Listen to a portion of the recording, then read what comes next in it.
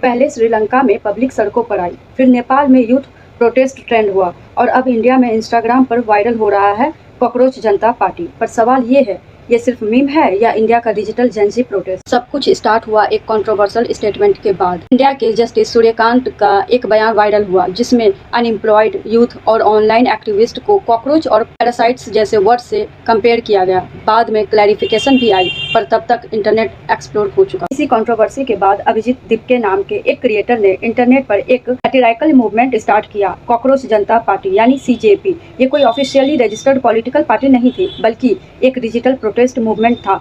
Idea simple था, अगर system youth को कॉकरोच समझेगा तो यूथ उसे इंसल्ट नहीं सिंबल बना देगा। क्योंकि इंडिया में ऑलरेडी फ्रस्ट्रेशन चल रही है, paper leak allegations, competitive exam cancellations, unemployment, inflation, future insecurity, NEET controversy हो, रिक्रूटमेंट डिलेज हो या जॉब क्राइसिस, जेंजी को लग रहा है कि हार्ड वर्क के बाद भी सिस्टम उनको इग्नोर कर रहा है और इसी फ्रस्ट्रेशन को मीम, रील्स और सटायर के थ्रू एक्सप्रेस किया जा रहा है। अब यहाँ एक इंटरेस्टिंग पैटर्न देखो। श्रीलंका में इकोनॉमिक क्राइसिस के टाइम यूथ और पब्लिक ने ऑनलाइन आउटरीच को रियल प्रोटेस्ट में कन्वर्ट कर दिया था। उसके बाद नेपाल में भी जेंजी ड्राइवन डिजिटल एंगर और एंटी सिस्टम कैंपेन ट्रेंड हुए और अब इंडिया में लोग बोल रहे हैं कि प्रोटेस्ट का फॉर्म चेंज हो रहा है, अब नारे कम और मीम्स ज़्यादा चल रहे हैं। शॉकिंगली कुछ ही दिनों में कॉकरोच जनता पार्टी के मिलियंस फॉलोवर्स हो गए। इंस्टाग्राम पर इसका ग्रोथ इतना फास्ट हुआ कि न्यूज़ चैनल्स तक कवर कर रहे हैं।